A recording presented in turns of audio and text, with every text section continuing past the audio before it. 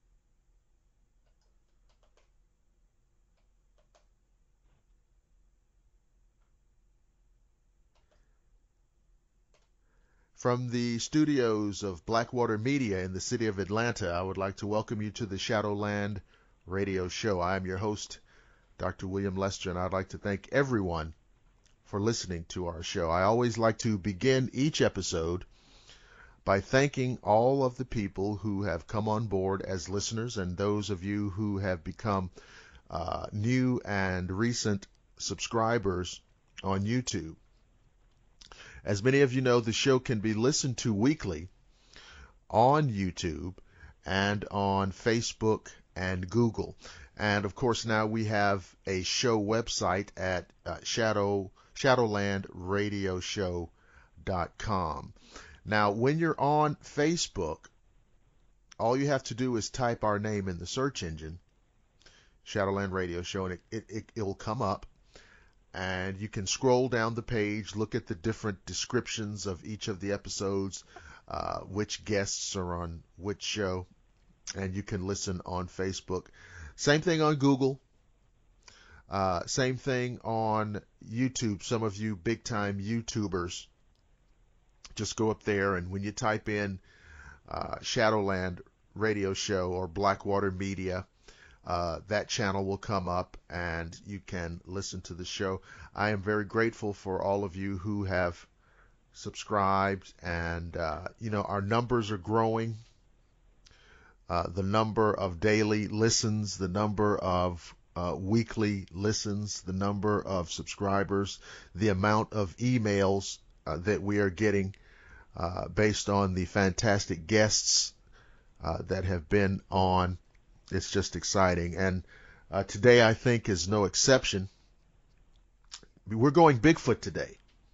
We are going Bigfoot, and we are going up to the state of Kentucky with the founder and lead investigator of the Kentcuky Bigfoot Research Organization. And his name is Charlie Raymond, and we would like to bring him on and get this conversation started. Charlie Raymond, are you there? Hello, I'm here. All right, fantastic. So first of all, Charlie, I want to thank you for being a guest. I always love talking about Bigfoot in particular, cryptozoology in general. And can you tell the audience, how you came to be interested in the subject of Bigfoot? Well, I grew up in South Florida, down by the Everglades, and there were stories of this skunk ape. Right. The skunk ape is just another name for a Bigfoot in North America, as you know. And my father loved to tell tall tales. So late at night, we'd be driving down these country roads, and he would tell me stories of the skunk ape. Unfortunately, a lot of the stories were made up. He just he loved to yank my chain and get me all excited and nervous. So he just make up stories, but he got my interest going because some of the stuff is true, as you know. And I started following the documentaries, the Leonard Nimoy In Search Of, and then later on when the $6 Million Man came out and he fought a Bigfoot. Oh yeah. I actually had the $6 Million Man action figure and the Bigfoot action figure. Of course. Which I wish I had him now. But wasn't that Andre the Giant who played the Bigfoot? Exactly. Yep. You're absolutely right. Oh, Andre the Giant, like the eighth wonder of the world, I think he was. He was like over 7 foot tall, over 400 pounds. So he was like, he was like close to the actual size of a Bigfoot. Yeah. Wow. Yeah, I remember that, and it's funny because I guess right around that time, that must have been sometime in the 70s, but the Bigfoot topic must have been hot, really hot at that time, for it to be the subject of the TV show, because the $6 Million Man, of course, was a popular show. And so it must, Bigfoot must have been a hot topic. I remember, like you said, the In Search Of with Leonard Nimoy, and a few of the other documentaries that were going on at the time. Do you remember the one documentary with Peter Graves? It was called Mysterious Monsters.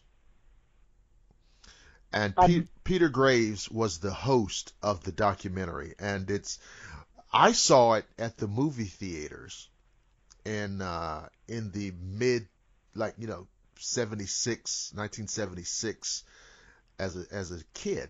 Do you remember that one? Well, I'm not sure if it's the same one, but there was one as a kid that we were probably 10, 11, 12 years old, and we would ride our bicycles up to this little movie theater every summer, and we watched the Saturday matinees for just a couple dollars, and they always had a cartoon. I don't know if you remember the old movies back then, Woody Woodpecker, or there's always a cartoon that would come out before the feature. But anyway, one of the movies that we saw was one of these Bigfoot documentaries, and it might be the same one. I do remember what happened, though. It was at this house that these investigators came into, and they set up this surveillance equipment around the house, almost like trip lines and cameras, and I almost think it was either snowing or raining or something, and they couldn't get the evidence, but it was fascinating to watch them set up the surveillance and trying to catch this big hairy creature coming up, in the middle of the woods. I don't know if that's the same documentary, but it was a movie. It could have been Leonard Nimoy. I don't know. Yeah, I think that's something different. This one I'm talking about, and if you haven't seen it, see, that's really good, because you'll be in for like a treat, because it really I feel is still one of the better documentaries on the subject, even after 40 years. But this one, it's called Mysterious Monsters. It's hosted by Peter Graves, of course, of Mission Impossible fame. And it puts forth, a lot of the existing evidence up to that point. And it has Bigfoot eyewitnesses who take and pass polygraph tests, and a variety of other type of pieces of evidence that even in like 1975 were very compelling, and they're still compelling today. So it's absolutely worth watching, and I know for a fact that it's floating around the internet on DVD. And of course, I think one of the one of the other big ones from that period is the Legend of Boggy Creek. You remember that one? Oh, yeah. Yeah. I own that one, yeah. That one is, I mean, it's kind of like a docudrama, but that one is just a heck of a lot of fun. And if the folks out there who are interested in the subject, if you haven't seen it, it's a really fun thing to just sit and watch and enjoy. So, you started this group, and so what's going on in Kentucky? I mean, is there a history in Kentucky? Were there a number of sightings in Kentucky? What was it that kind of inspired you to establish an organization? Well, I moved to Kentucky about 20 years ago, and I wanted to document all the Bigfoot sightings, so I started the group, actually in 1997, where I officially documented all the Bigfoot reports. And I try to make sure that I either call the witness back to validate their credibility, or I meet them in person. There's times when, on a whim, I just load up stuff and drive, anywhere from 2 to 4 hours across state to meet a witness at 10 o'clock at night. So I'm really into this. I love doing it. It fascinates me. But what started it in Kentucky, a little history. Daniel Boone supposedly killed a Yahoo, which was a 10-foot tall hairy man. What? And that story's been going around for decades. And here's an interesting side note. I met the Turtle Man, which you've probably seen him on TV, and I know a lot of people have different opinions about him, but I met him in person after his first season of filming that show, and he never got paid for the first season. Nobody knew that. He did the whole series for free, basically. Wow. And when I met him at his house, that is actually his house, he does take baths in those rain barrels, and he was fairly poor and a big heart. He would go visit kids at hospitals. He offered me some gloves. It was cold out. We went to, go investigate a couple spots with him, and he gave me these old torn up gloves, which I thought was really kind of him. But the bottom line is he's a big heart, honest guy, okay? He had a Bigfoot encounter, which I'll share later, but he went on to tell me about a guy in Washington County, Kentucky, that has this cave, and there's this giant human-like skeleton in the cave, and the people that were fortunate to see it ran out of the cave, just upset, like when they see this thing, because it was so big and so massive.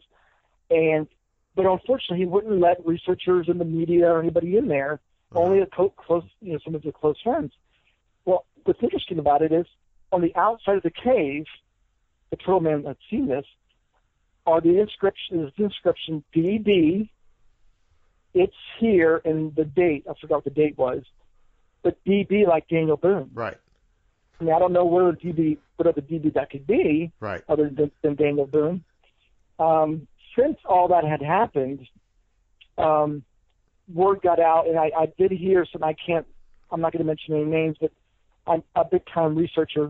Brought a group of people in there, and the caves had, fallen in, and they had to dig through it. And I never did find out if they recovered the skeleton or not. But I know this researcher spent a lot of money bringing a bunch of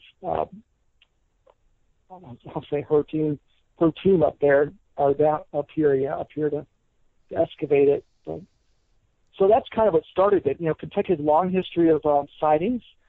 I have over 300 documented reports in 20 years. Now, let me clarify that. All 300 aren't mine. Okay. I think there's about 90 or so that are the BFROs. I've got over 240 that are mine that I've documented in 20 years. That's quite a bit. Right. I mean, that's an impressive number. But let me, I've got to back up to this Daniel Boone thing for a minute, because I had not heard that. In his writings, in Daniel Boone's writings, does he give you any more information? I mean, how did he kill it? Did he just shoot it? I mean, Daniel Boone lived in a time without repeating firearms. So this was something that if he shot it, he had to shoot it and reload and pour more powder down in and all that, the whole thing. So is there any information about that he says or what? I don't know.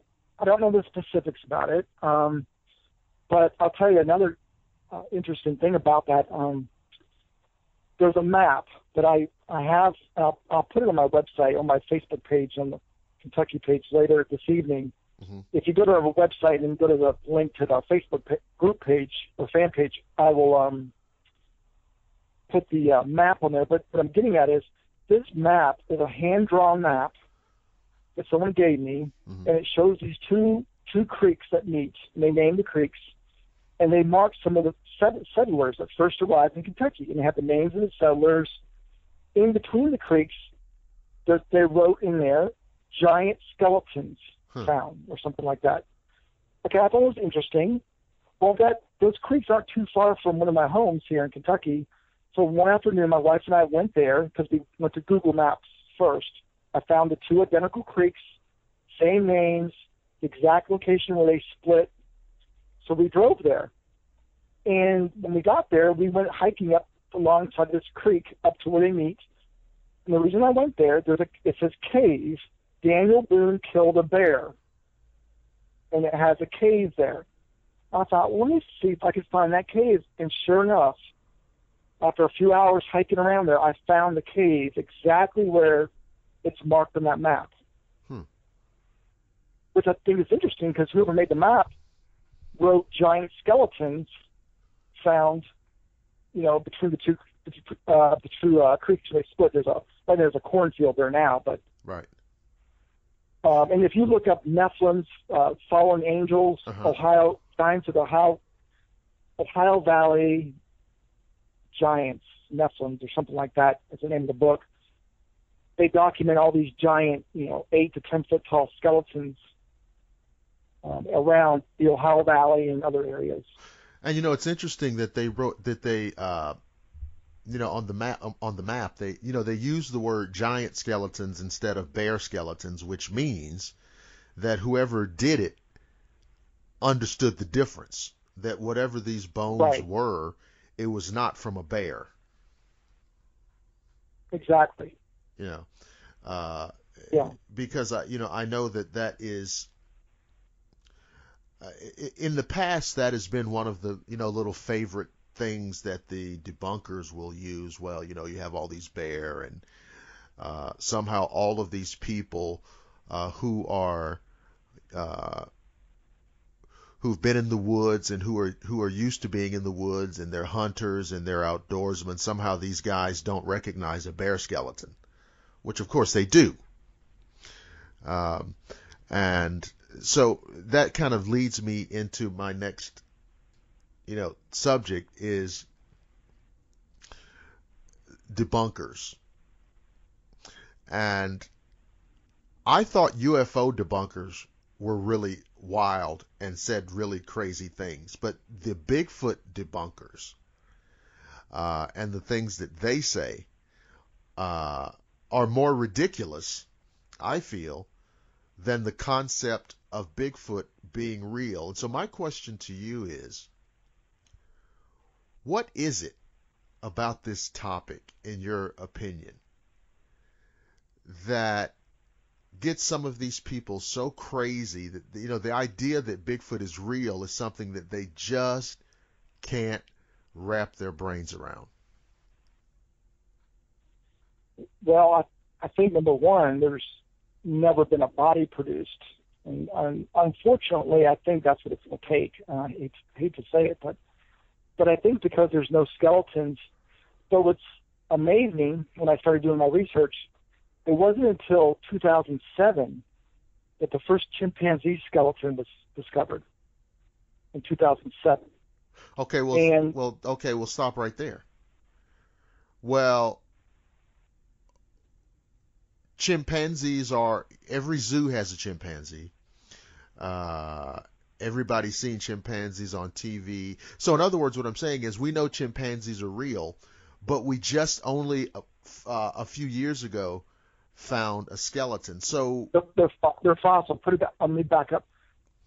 In the fossil record. Fossils. Right. That's what I meant to say. Okay. Well, okay. Same thing though. I mean, so yeah. There's probably lots of animals that we know exist that we have very scant fossil or other kinds of evidence for. So, okay, I grant you that's probably a reason for a lot of these folks feeling this way. But there's more to it than that. So go ahead. I'm sorry. Well, that's one thing. The other thing is they think it's an animal, like it's just a big dumb gorilla. And based on my 20 years of research, this is a highly intelligent specimen. And what I mean by highly intelligent, these things are closely related to us. I think much more than the gorilla. I think it's much more closely related to us. And over the years, it has evolved differently than us. It has learned to avoid us. And it knows what we do. It watches what we do. We go out there, we hunt, we kill, so forth. And it knows to stay away from humans. Mm-hmm. And these things learn to, sleep during the day. When we're out hiking around, most people hike during the day. It knows to go back off trails where people don't go and hunker down. And they might even work in groups where you have one sentry that stays alert during the day while the others sleep. Mm-hmm. I think they're more highly sophisticated than what people believe, and they don't want to be found, obviously, but yet some slip up in some crossroads, and people see them every month. We get just a handful of reports come in every month around the country. You get dozens of reports, credible reports from law enforcement, from park rangers, people that, they stake their reputation on it. But where before they wouldn't, but now with Bigfoot shows and a lot of the research that's out, a lot of people have come forward that they're not afraid to admit that, this creature exists. Dr. Jane Goodall, world-renowned primatologist. If you Google her, she believes there's a such thing as a Bigfoot in North America. Well, that's interesting because of the level of respect that she has. Okay? What I don't understand is the level of respect that she has, and she's obviously iconic in her field. Well, why don't other primatologists and anthropologists, do they think she's just crazy? No, there are some that believe as well. Dr. Jeff Meldrum, Idaho State University. Mm-hmm.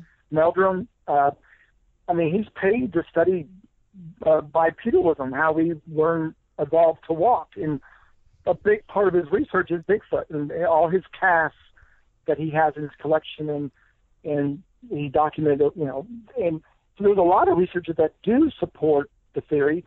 The ones that don't, honestly, I believe they've written books, and they would have to change a lot of their theories if this thing exists. So they don't want to change their thought process. Yeah, because I was aware of Goodall, and I was aware of Meldrum, and I was aware of the late Grover Krantz, and apparently Grover Krantz, because of his view of the authenticity of the Patterson film, he caught a lot of flack professionally as a professor, as an academician. I don't know to what extent Jeff Meldrum gets the same kind of flack and pressure. But to my knowledge, he's a very well-respected researcher and academic. And it's very interesting to me how some of those type of individuals who are obviously appropriately qualified, come to the same conclusions that you and I have drawn, and yet some of their other colleagues don't. And like you say, okay, some of them have written all these books and they publish these papers and they give these symposiums and lectures. So it's kind of hard to backpedal after that. But I thought that doing research meant that at some point you find out that a theory or an assumption was wrong and you change it. That's how progress gets made. Yeah, I agree. I agree. And I think, what's the saying? I just posted it on my Facebook page the other day. A mind is like a parachute. It doesn't function unless it's open. Right. And I think some people are closed-minded and they don't want to even imagine that something like this highly intelligent being survived all these years. And we've got fossils of hominids. We've got all these hominids that went extinct. Maybe this one didn't go extinct. That's not too far-fetched. I mean, no. There's too many credible people seeing them. We've got too much evidence now with footprint casts, hair samples. There's some video. There's a few photographs out there that look legit. But unfortunately, all the hoaxing and kind of ruined it for a lot of people too. So it's going to take a body, unfortunately. Yes, I agree, and I've said that for a long time. I don't think there's, and I don't know to what level you're aware of this, but I know over the last few years, you constantly hear this talk about, a DNA test, Bigfoot DNA. And okay, that's interesting, and that is something that we can, maybe look at scientifically, but unless you have, let's just say you have actual Bigfoot DNA and it's real and you run a test on it. Well, nobody has a previous example of Bigfoot DNA in their database. So what are you going to compare it to?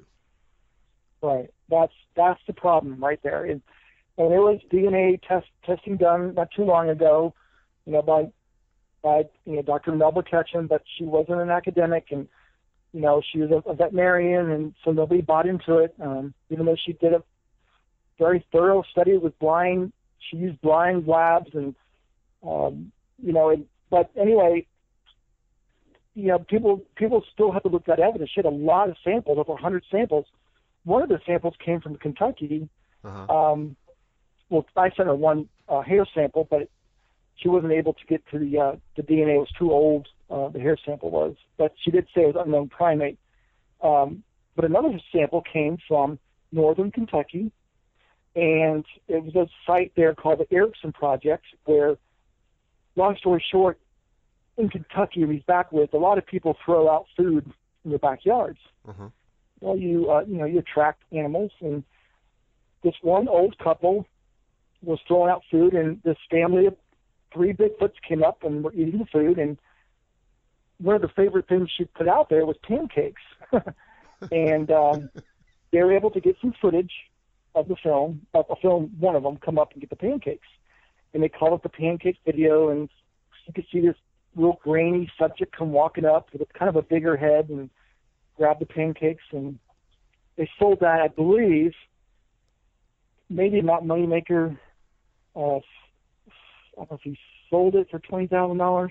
Mm-hmm. I'm estimating that, but Erickson came in from Canada with a bunch of people and bought the farm, so to speak, moved the old couple out, brought in researchers for almost 6 years, and they got some more footage. They got some DNA. They took what they did is they took a plate, and they broke up some fine glass and glued it to the plate, and they took apple wedges and laid the apple wedges in the plate, and they were able to get some blood samples, which they sent to Ketchum. a lot of that fell through because of lawyers and the whole deal with Erickson and Ketchum kind of fell through, all that stuff. Then the DNA came out, and because it wasn't really accepted or published in, I think it was Nature, one of the big magazines, it wasn't published, she ended up self-publishing it, which was frowned upon. But now I think everything's made available for other scientists to look at. They can go study the DNA samples and the research that she's done, but nobody's really done it as far as I know. But that's what I'm saying. It's like we can have video, we can have DNA, we can have everything. It's just going to take a body. That's right, because, see, and what you just described there is just outrageous. I mean, you have this research, and you want to, you want to get it published in one of these reputable journals, but they're not going to publish it. Right. Because, and this is just so disingenuous on the people who maintain that, they love to throw around the term pseudoscience. They love that term because it's very condescending. Okay? They love to use that term. One of the reasons, if it's pseudoscience, one of the reasons that it is because, your journal won't publish our findings. Yeah. I think. Yeah. So. And. Oh, I'm sorry. Go ahead. I think the difference with this is, this is a creature that it's unbelievable that it could exist. It's just, people cannot stand on that this thing could have survived for this many years in this many states and on this many continents. Uh-huh. They just have a hard time believing it. And it's different if you've discovered some microorganism or a flower or something that these thousands of new species they come up with every year. That's understandable. That's acceptable. But for something that could be living in the deepest, darkest woods, that's a big 10-foot tall creature, how can this thing possibly exist for all these years? I mean, people just will not open up their minds to it. Well, I think part of the reason why it can exist is what you said. It's this is not just a run-of-the-mill animal, and if you think it's no different than a gorilla or a bear or any of the other animals that are in the woods, you might have a point.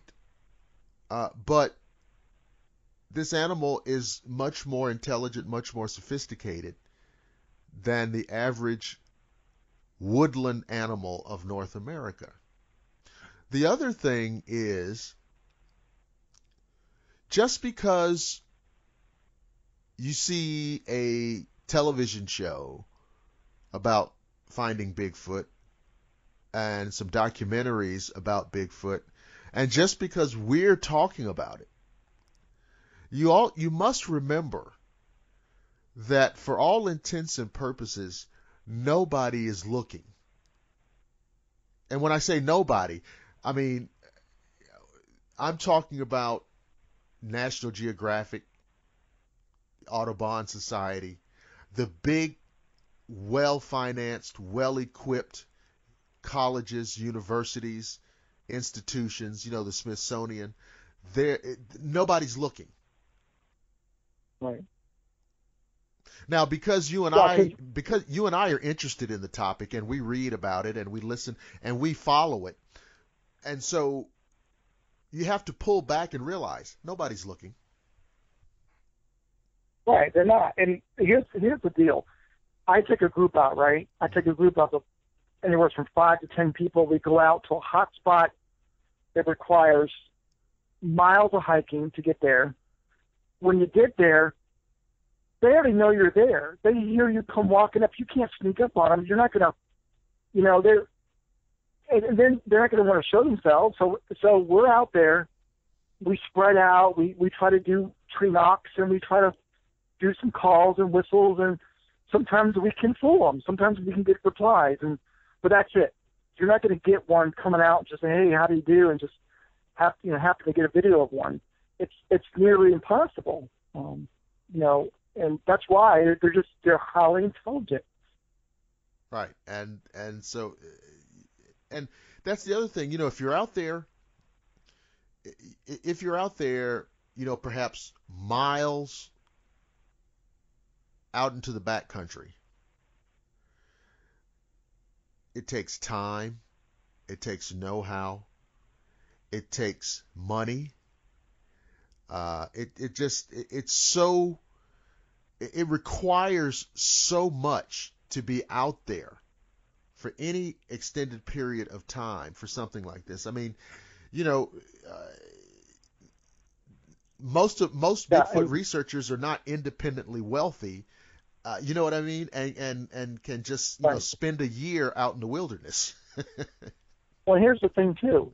You might go to the same locations where I've got spots in Kentucky where I know they exist based on just numerous reports from credible witnesses. Mm-hmm. Now I'm talking law enforcement, park rangers that have spoke to me directly, who've seen them. I've gone out there in 20 years and these same spots, and maybe in 20 years, I would say a handful of times I've gotten direct tree knock replies. Every time I knock, they would knock back. I'd knock and knock back, which, it's a sign of intelligence. It's intelligent communication. It's not chance. Where I'm at, you're remote, you're off trail, you're in the middle of nowhere, and you do a tree knock, and then a couple of seconds later, something knocks back. You knock again, it knocks back. I mean, I'm talking wood on wood, legitimate knocks. Or I do a whistle, straight line whistle and a knock together, and then you hear a knock and a whistle back. There's not too many creatures that could pick up a stick and hit a tree. Right. But that's only a handful of times. In 20 years of me going to the same spots, a lot of times nothing happens.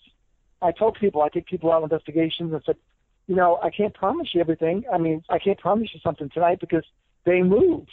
It's like finding a moving needle in a haystack. So you talked about needing a body, and I've advocated this, of course.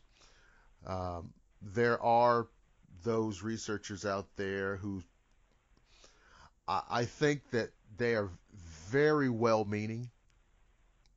They're very good-natured people, but they are woefully naive about what has to happen.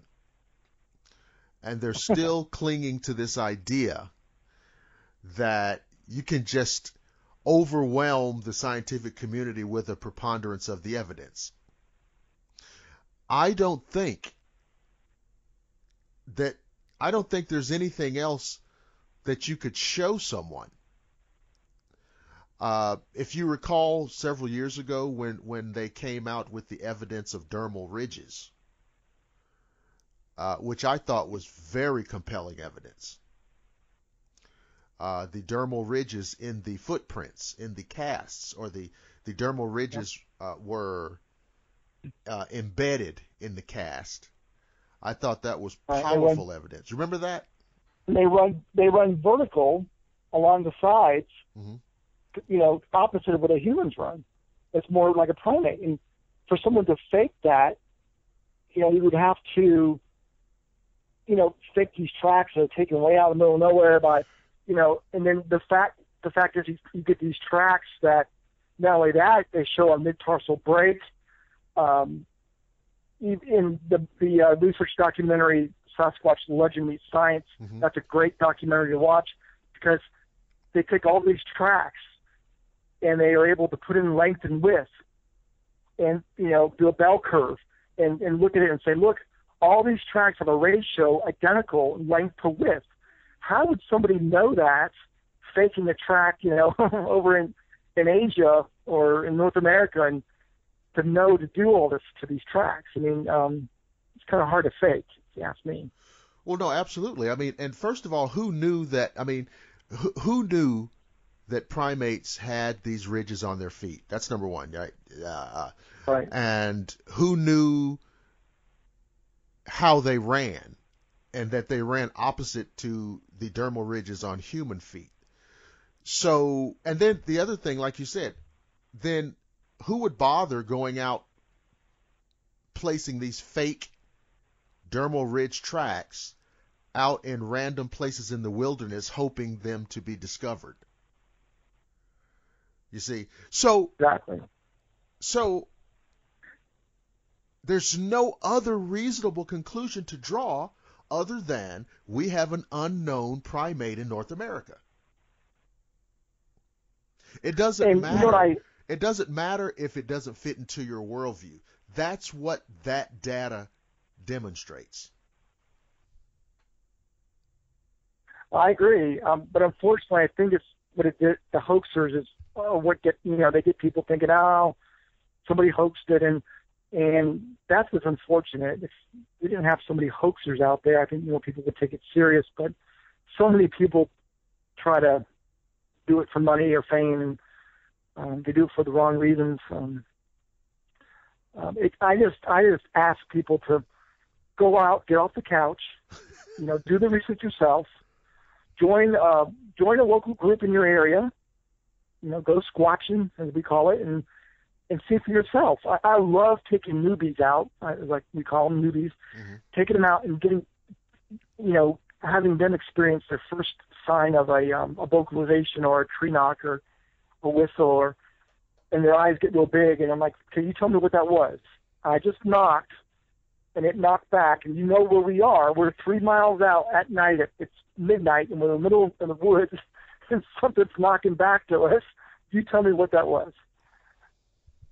Again, it's all of the animals that you have there in the woods, how many of them have hands that can pick up a stick and knock on a tree? Right. And people say, oh, there's other things that knock. There's woodpeckers and wood ducks and other things like that. I'm talking, you establish a baseline. You go out there, in hours, you're not hearing anything. You're in the same area, nothing's going on. So then you do a tree knock, and then it knocks back to you. You do it again, it knocks back to you.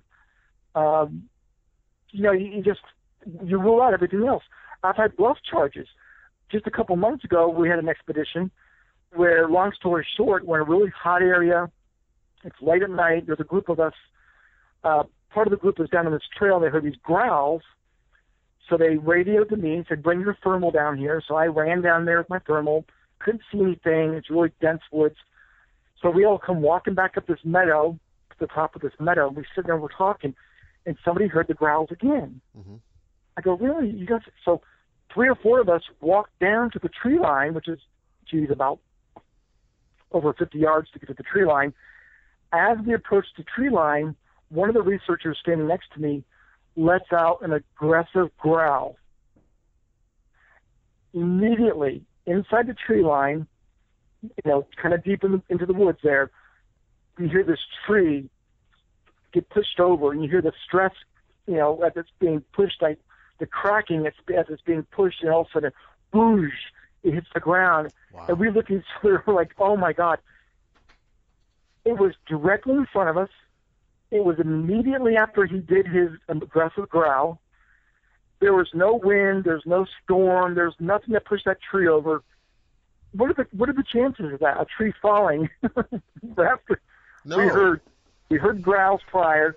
He does an aggressive growl. Okay, to cap that off, we all walked back up. We're all like, wow, that was really cool. And we actually recorded it too, by the way. We walked back and we're talking about it. 2 or 3 other researchers walked down to the tree line farther down now along this creek, and they're standing by the tree line, and one of them does a whistle. Right after he does his whistle, 3 rock clacks, and rock clacks are similar to tree knocks. They pick up rocks and they clack them. After he does his whistle, 3 rock clacks come back, and they recorded it on their audio. They brought it up to us there. They told us about it. We listened to it. We're like, wow, that's amazing. Something just knocked back to your whistle. And that whole creek there runs parallel to this tree line. And by the way, this area, there's been lots of Class A sightings. That means visual sightings by witnesses. It's just a really high area. But when you add all that up, you're like, what other creature could do that? Yeah. You know, not much. There's not much out there. That is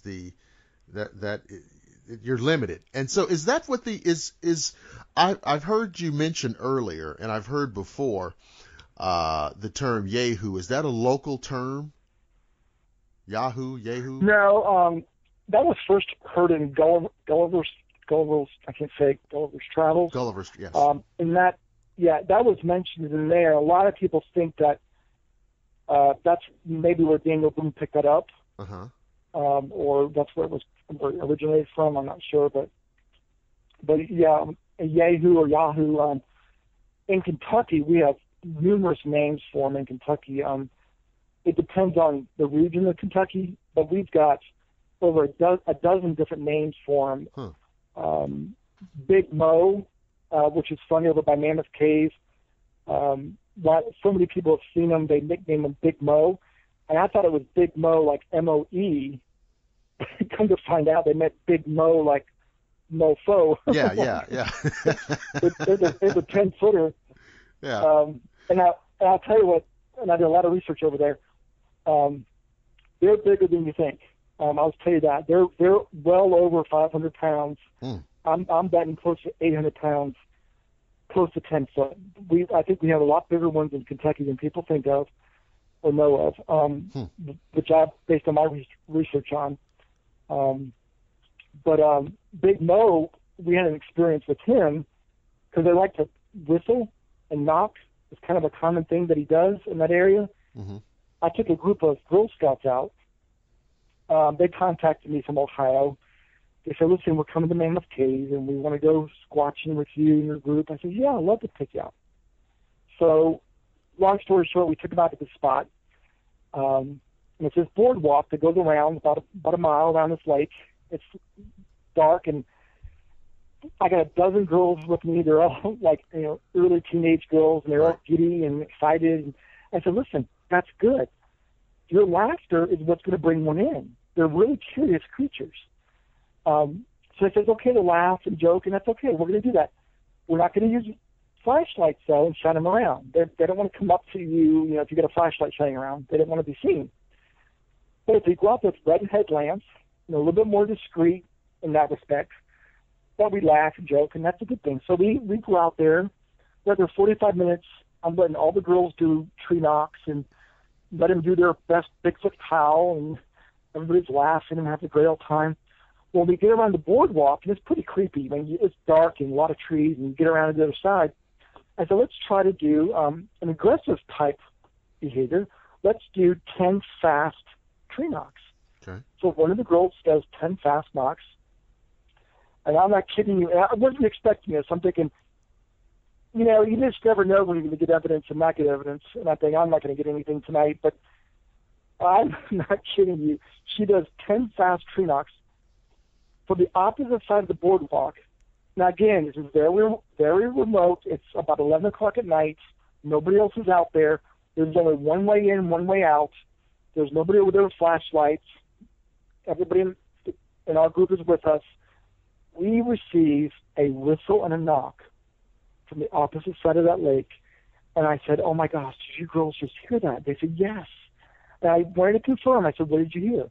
They said, we heard a whistle and a knock. I go, I know, that's a good sign. Let's go over there. And they go, no, don't go over there. I go, no, it's fine. So I walk around them. And again, I'm with all females. I got my wife with me. I've got the troop leaders with me, which are skeptics, and I said, let's just walk over there. So I walk around them. Again, I got a red headlamp on.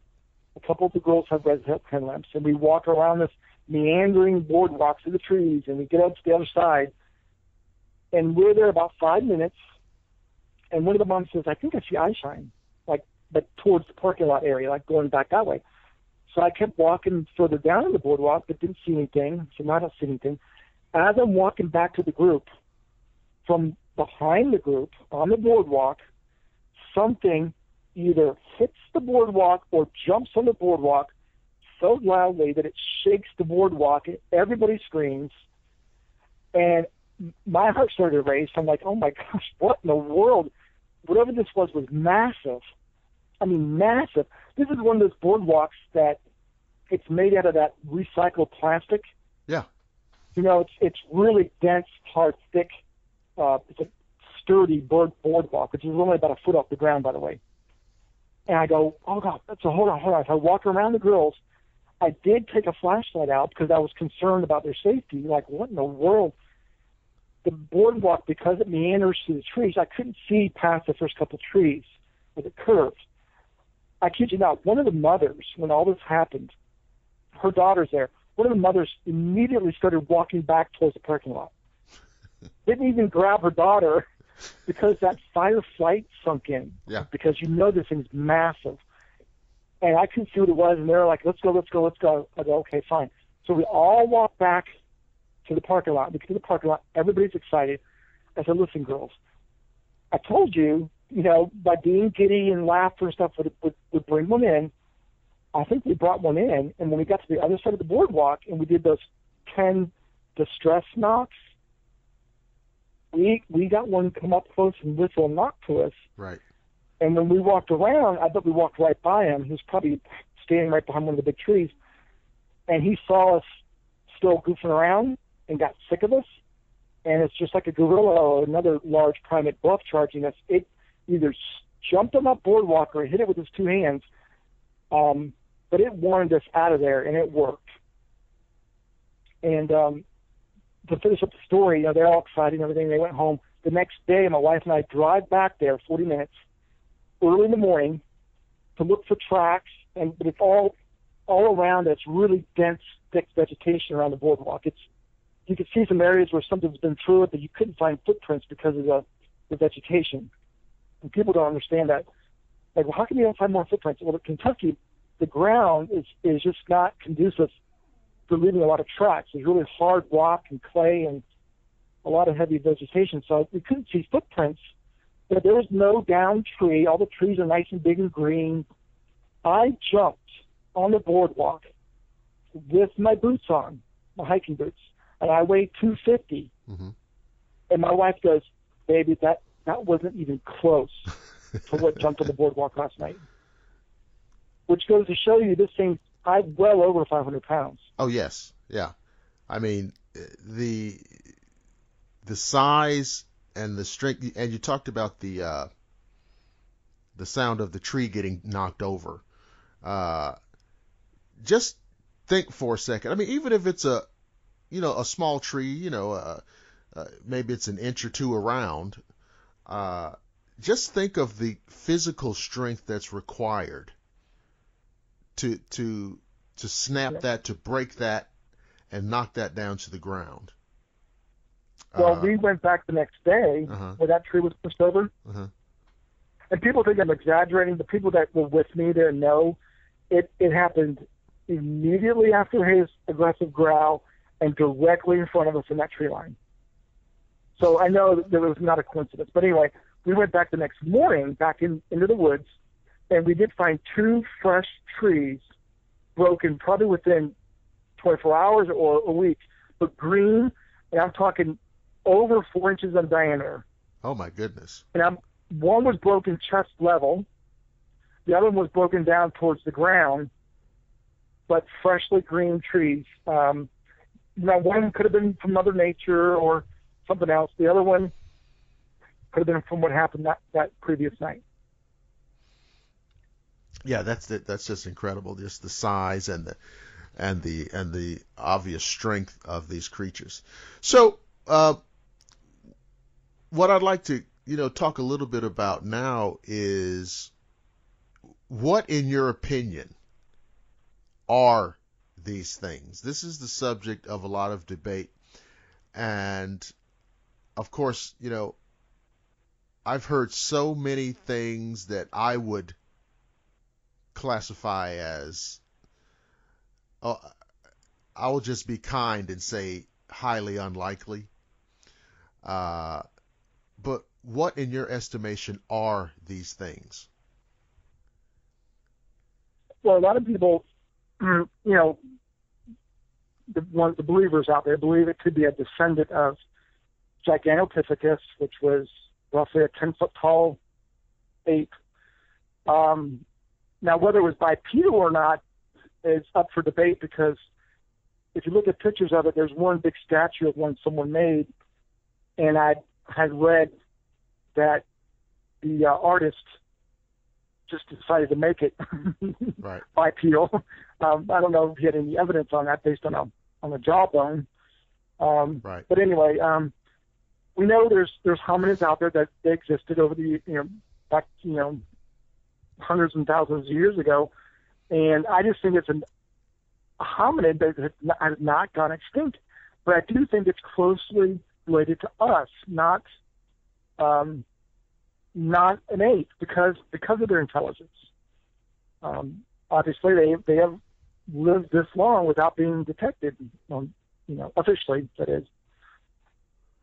And I actually agree with this Gigantopithecus angle here, in terms of, and I've had that conversation too about, was Gigantopithecus bipedal,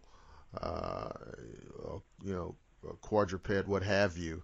And like you said, it's, we have a few jawbone examples, a few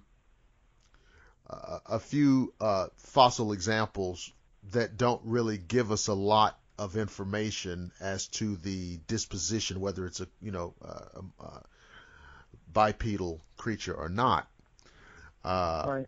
But what we do know about it, what we do know about it, in my estimation, makes it the strongest candidate, to my knowledge, that we know about, right. in terms of a lineage, that the modern Bigfoot, the modern Yeti, is a descendant, a modern day derivative of the Gigantopithecus. I think that makes the most sense. I think it may be the most testable. And yeah, one of the reasons why, you talk about getting a body. Well, how long do you think it's going to take? Whenever it is that we get a body, how long do you think it'll take for them to figure all this out? Not very long at all. I know. Right. Yeah. Right. And so there's a lot of excitement as to why having a body it's much more than just finally proving that, hey, Bigfoot is real. Because the people who know that it's real, they've already gotten over that. We know that it's real. Okay. Right. But what it'll mean for science, okay, is almost incalculable. It's going to answer a lot of things about human origins, which is a subject that a lot of people are afraid of. Nonetheless, right. We have to deal with it and get out of the dark ages. Right. That's what it is. Yeah. People don't want to change their point of view and their belief system and all this. It would rock the world. And yep. And I get this question a lot. I wanted to maybe think of it. People ask, why are you trying to prove it exists? It has eluded us for this many years. Just leave it alone. And my comeback to that is, we are destroying the forest daily, and building shopping centers and neighborhoods and you name it. The forest, where the timber we're using it, we're just cutting it all down, and we're destroying the land. And if we prove these things exist, we're going to have to protect that land, which is a lot of dollars. Right. And people don't want to, when money comes into play, they don't want to. Exactly. They don't want to mess with it. So I do believe the government already knows about them. Oh, sure. To be honest. So. I'd love to get you to comment on that, but what I've heard along those lines is secondhand information, but it was that specifically the Department of the Interior. But I was interested. What is your assessment of that when you say that that people inside the government know that it exists? Well, I would say it's a hunch, and again, one would be if we prove they exist and they live in this area, whether this national park or this undeveloped land here in Kentucky, we're going to have to then, if it's a person-like creature, if it's something like a cousin to us that, you know, you get into all these not only animal rights but human rights, trying to protect it and its land. You can't put something human-like in a cage in a zoo. So therefore, we got to protect its habitat. That's a lot of dollars that these companies aren't going to like. So my point is, if I could prove they exist somehow, then maybe go to the state legislators here in Kentucky and establish laws to protect them, at least. Maybe eventually protect the land they live in. That's my hope, but I don't know. I just. Well, no, I think hope. that's I agree with your aspirations there, but I think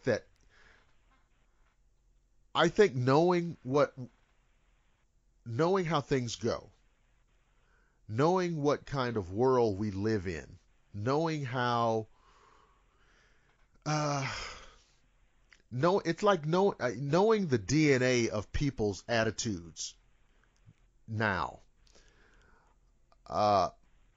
Until one of these hunters drags a carcass of a Bigfoot out of the forest and has it on Instagram and Facebook and YouTube and everywhere, they're going to go kicking and screaming in debunking and denial. In other words, there's a certain segment out there that's going to deny this and debunk this until they can't anymore. Right. And I look at things like this. I think UFOs are the same way. I think there's certain elements, there's certain aspects that exist out in society, that exist in the world, that some of us will absolutely not acknowledge up until the last minute, in which we have no other recourse. This is what we do time after time. This is why, a lot of the problems we have are ongoing social problems, ongoing political problems. They stay problems because we don't do anything about it until we don't have any other choice. Right. It's an inconvenient truth. Right. And this is another one of those things. So I would not be shocked if there were people inside the Department of the Interior or any one of these agencies that is fully aware that this thing is out there. So why don't they do something? Well, they're not doing anything because they don't have to. Right. Well, they're instructed not to. And I got two quick examples. One, a personal example, okay, and one an example written in a book called The Locals by Tom Powell. You probably are familiar with him. Mm-hmm. He's a school teacher. I think he's from California. But he's a Bigfoot researcher, written a bunch of wonderful books. And the one called The Locals, I highly encourage anyone to pick up. But in that book, he talks about a report here in Kentucky by Horse Cave, which, by the way, Horse Cave is one exit prior to Mammoth Cave, where I've done a lot of research. And I know there's a clan of Bigfoots back in there. But Horse Cave is where it was, I don't know the exact year. It was probably, 10, 20 years ago. I think maybe 2001. But by the way, Horse Cave, a motorist supposedly hit a big, tall, hairy creature. Uh-oh. EMS arrived, and they had to usher all the people back away and they told them to leave. Well, some of the people went around the woods and came up through the woods and watched the EMS wash a bunch of blood off the road, and they took this big, hairy creature, dug a hole, and actually buried it. Now, this is what's in his book, Tom Powell. Wow. Whether this is true or not, I don't know for sure, but this is the story that came to him, and he reported it. He knew exactly where the location was and all this. He told the witness, could you go back, the next morning and look for this body that's buried? So the witness agreed. He goes back the next day, and the body's dug up. There's a big hole there. There's nothing there. Everything's gone. Okay, that's one account. Another personal account happened here in Kentucky. Long story short, I was investigating a bunch of Bigfoot reports in this area. The sheriff has seen them. Park rangers have seen them in this area, okay? I had a hunter who saw them from his tree stand. So this is a really hot area. The one hunter tells me, listen to this. This is after a month after knowing the hunter. Mm-hmm. This lady in a mobile home came home at 3 a.m. in the morning, pulled in her driveway, and something attacked her. Okay, and they called an ambulance. The ambulance came down the street. Some of the other homeowners came out, saw the ambulance take her away. He was told by another deputy that something big and hairy, big, tall, and hairy, attacked her. So I said, well, keep me filled in. Let me know what's going on. Mm-hmm. So part of the story I just left out, the most important part. He goes on to tell me he was contacted, this hunter, by the Fish and Game Commission because he owns this property directly behind her over the gate. The next morning, Sunday morning, he had to go open the gate at 6 a.m. and let Fish and Game in there. He said, you won't believe this. They showed up with semi-automatic weapons. And I thought he was pulling my leg. I go, what, Fish and Game? After talking to my the sheriff's guy that had a sighting, he said, yes, they're allowed to carry those when needed. So they go, why do they have semi-automatic weapons, going back on this property, directly behind this mobile home? Later the week, I said, any news on what happened, any details? He goes, get this. His friend, who's a deputy, goes, they changed the story now. Now it was a meth bust. I go, meth bust? I go, why would Fish and Game be called in for a meth bust? That didn't make any sense to me. And you're not going to believe this, and this is what he told me. When he pulled up at 6 a.m. to the farm where the gate was, along the road there were two black SUVs, the typical Men in Black. Sure. Oh, absolutely. He goes, there was two black SUVs, all tinted windows, the whole deal. I go, are you serious? I'm serious. That's what I saw. So they're saying the old lady's back there running a meth lab, huh? Yeah. Well, it was funny how the neighbor saw a big hairy, the word was big hairy creature. Like, why would they even make that up? And then why would Fish and Game show up? I don't know. Well, here's the thing. It's so funny. It's almost as if they come up with a foolish story on purpose about the meth lab, right? Right. Because, you asked the question, why would Fish and Game be out there on a meth lab bust? Answer, they wouldn't be. Right. Would that be ATF, right? Right. Or FBI, ATF, one of those two or both of them. Yeah, they would show up, not Fish and Game. Right. So, and then you say, of course, okay, here they are with a high-powered automatic. Well, look, let's figure this out. Lady's attacked by big hairy creature. Here comes the department. Here comes the agency that is appropriate. That's the appropriate agency to be there. And they have high-power weapons. Well, all that's obvious, right? They know what's out there, and they're going out there, packing heavy heat in case they have to, do a takedown or whatever. Right. I mean, that's exactly what was going on. Yeah. And you've got these what's amazing about that story too? You've got these unmarked black vehicles, these black SUVs, which I think is a little dramatic. But what's amazing about that whole story, I was told that story by the hunter that had a sighting there like a month prior, right? He's the one that told me the story. A friend of mine this past was actually past Halloween at his Halloween party. We're talking about Bigfoot research, and because he's a Bigfoot researcher now, and he was talking about his research, and we got to talking about that area.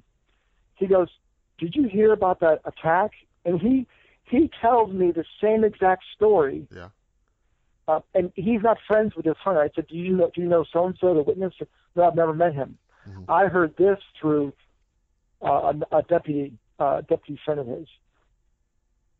I'm like, wow. That's pretty. It's interesting it's interesting that the federal people obviously were not putting any pressure on the local sheriff's department if these guys are out there talking about it like that. Well, here's the thing: these sheriffs, he has had a sighting.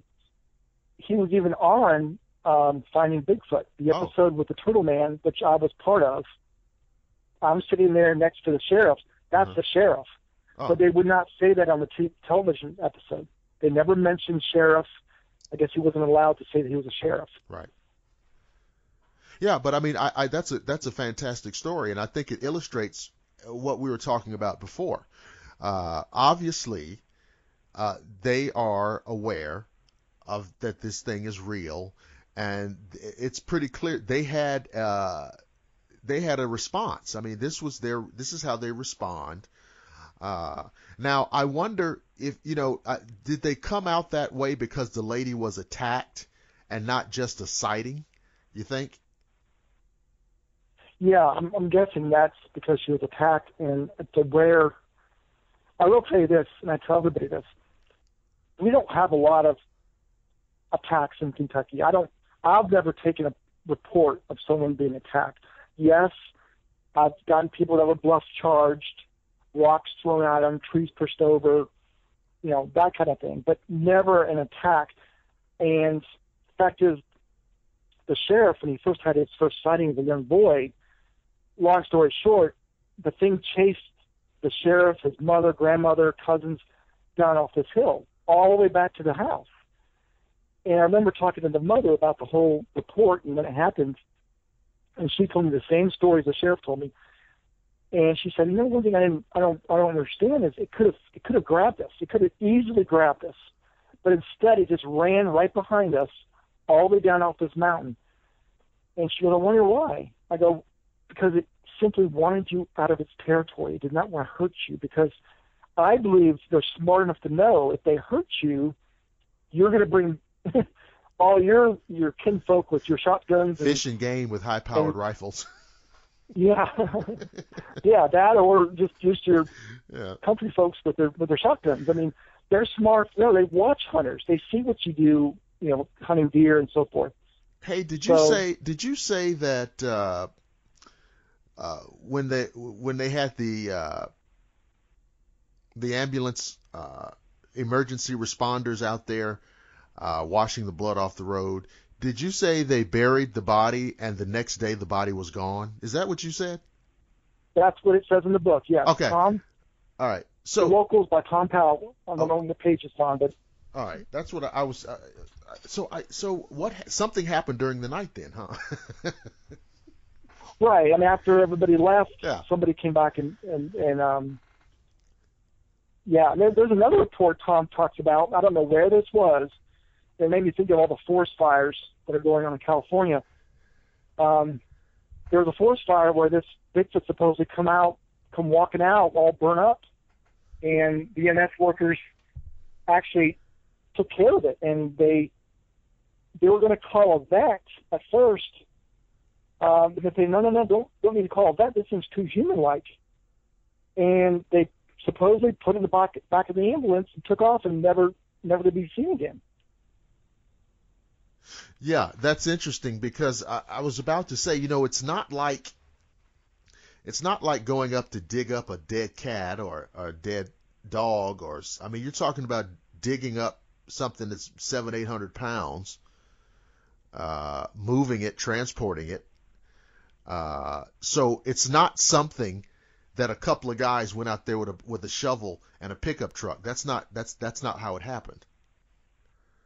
And it's very, it's very interesting who did it and why. Right. And what's interesting about that report, a guy wrote it in his book. Who knows if it's true or not, right? He heard it from a witness. You don't know if the witness was off his rocker or what. But what's interesting is I've done research in Kentucky. I've got my own experiences, that Girl Scout experience is right there, Mammoth Cave. I've got numerous other great encounters right there in Mammoth Cave area. So I know they're there. That's the same area as where, basically Tom Powell writes about this Bigfoot being hit by a car. So I don't know. Yeah, it's these different incidents, these different anecdotes may have a greater or lesser degree of truth to them. However, like you said, you've seen enough and experienced enough to know, well, it's out here. Whether that story's real or that story's real, whatever, but the thing is out here. So, that's extraordinary. So, can you tell people how to get to your website and what they're going to see when they go to your website? Yeah, my website is KentcukyBigfoot.com. Okay. And I've got a lot of witness testimony on there. I even have some video testimony, some fascinating cases of the witness actually telling what they saw. I've got some basic, question and answers type stuff. I've got audio clips of some great vocalizations we've captured here in Kentucky. I've got some pictures of some really cool tree structures. There's a lot of neat things there. When you go there, you can go to my Facebook page from there, and we've got actually a public expedition coming up here in October, which is the first one ever.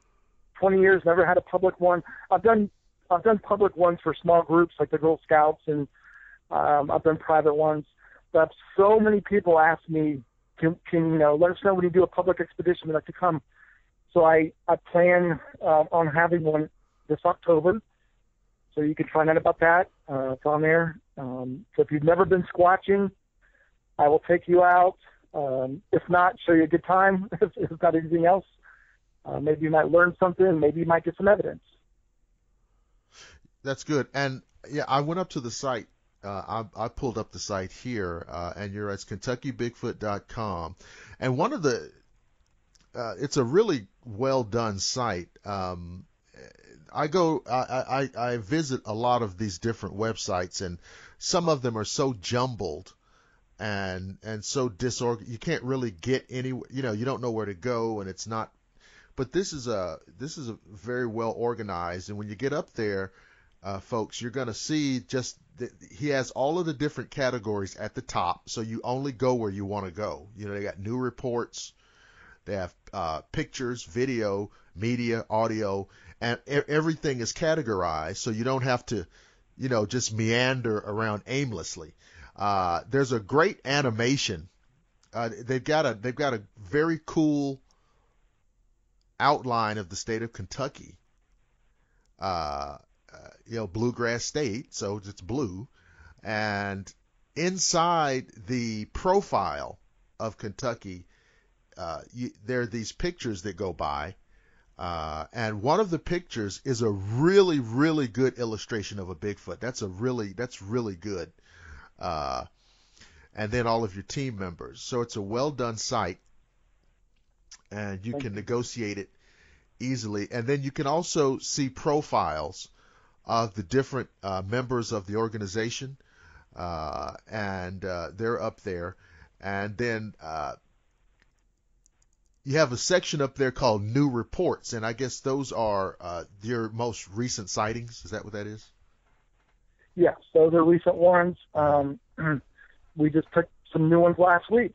Same area. Like one report comes out, people read it, and they go, "Oh my gosh, I've had a report, in that same county, and I never told anybody. I think I'm going to call and share my story." And that's what happens. People see others come forward and not be ridiculed, and happen right in the same county that they live in. So then they call me and they say, "Hey, listen, I got to tell you what happened to me." But that's good. I mean, that's the value of transparent research, because you put it out there, right? And then somebody else who's had something similar happen, and they can identify with that, then they come forward too. And so the amount of data that you have increases. Right. So that's a really good way to do research. So, ladies and gentlemen, I have been speaking with Mr. Charlie Raymond, who is the founder and lead investigator of the Kentcuky Bigfoot Research Organization. And again, if you want to visit their website, it's KentcukyBigfoot.com. If you're interested in going on the public expedition, you can get information there. And Charlie Raymond, is that how it's listed on your Facebook page? If people are on Facebook, they just type that in, they can find you like that? Yeah, if you go to Facebook, Kentcuky Bigfoot Research Organization. There's a lot of similar sites out there. But the easiest way is you go to the website, KentcukyBigfoot.com. Okay. And if you scroll down, you'll see the link to our Facebook page. And every new report I put on my Facebook page too, so you get an update when there's a new report. Very good. All right. So everything should be easy to find, folks. You shouldn't have any trouble. I'd like to thank my guests for being on. I always love talking Bigfoot, and this was no exception. It's a fascinating subject, and some of these stories, I mean, I just thought the one about the Bigfoot body being buried and the Bigfoot attacking the woman, and here come the fish and game folks with their weaponry, and all of this cloak and dagger, men in black out there. All of these things are going on. So what a fantastic show, and I'd like to thank Charlie. And Charlie, obviously you and I will be talking, so I absolutely want to get you back on the show at a future date, because I never get tired of talking Bigfoot. So, ladies and gentlemen, that's going to conclude another episode of the Shadowland Radio Show. Again, I'd like to thank everybody on YouTube, everybody on Google and Facebook, and all the people who visit us on ShadowlandRadioshow.com. Keep subscribing, keep listening, and until next time, don't panic, don't freak out. I promise that I will see each and every one of you again on the flip side.